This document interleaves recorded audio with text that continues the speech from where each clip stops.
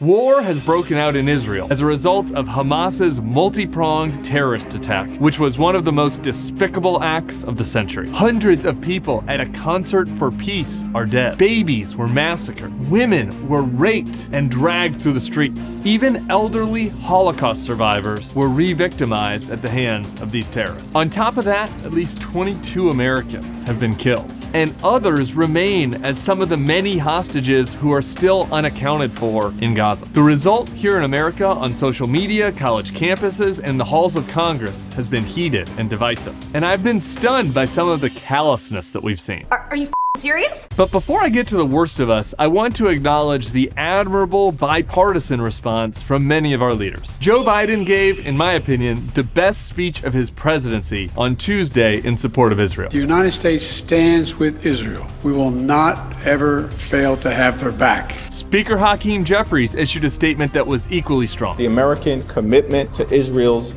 security is ironclad, and the Congress, I am confident, will do what is necessary to support Israel during its time of urgent need. Meanwhile, the establishment Republicans have echoed Biden's forceful tone in response to these attacks, while also maintaining some policy disagreements, particularly with regards to Iran. For one example, here's Nikki Haley. Hamas did this, you know Iran's behind it, finish them. But on the far left fringe of the Democratic Party, the Hamas excuse-making has been sickening. Congresswoman Rashida Tlaib issued a statement that basically blamed Israel for the attacks. That was rebuked by the White House press secretary. We believe they're wrong, we believe they're repugnant, and we believe they're disgraceful. Let me clarify. I am no big fan of Israel's Prime Minister Bibi Netanyahu. There is plenty to criticize about the actions of his administration. Most significantly, their stunning lack of preparation for an attack that reports indicate they were warned about. But criticizing Israel's policy is different from blaming the victims for an inhuman attack that happened on their homeland. Meanwhile, some Republican politicians found a different person to blame for these atrocities. Joe Biden? Why am I not surprised?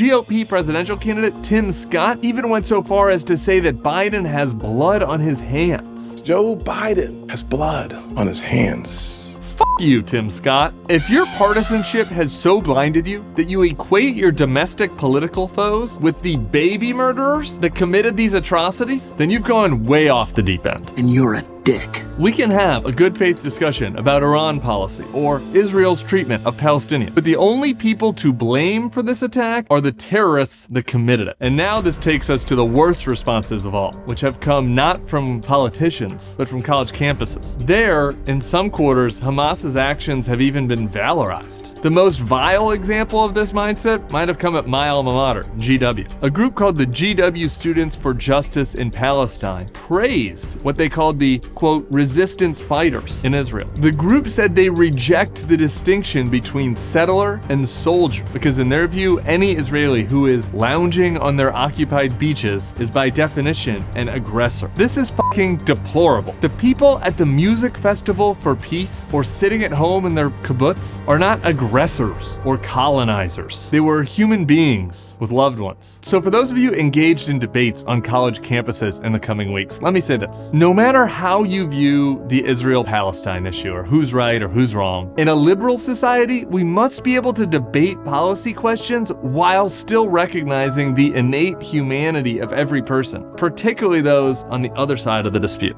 We cannot exist as a society if we excuse the indiscriminate murder of civilians as an acceptable part of resistance or social justice or liberation. The only way forward is for the perpetrators of this terror to be held to account and the hostages freed. And after that, we can debate the best, most humane ways to bring a lasting justice and peace to the region. Our hearts go out to everyone in Israel and all those who lost loved ones. We'll see you next week for more Not My Party.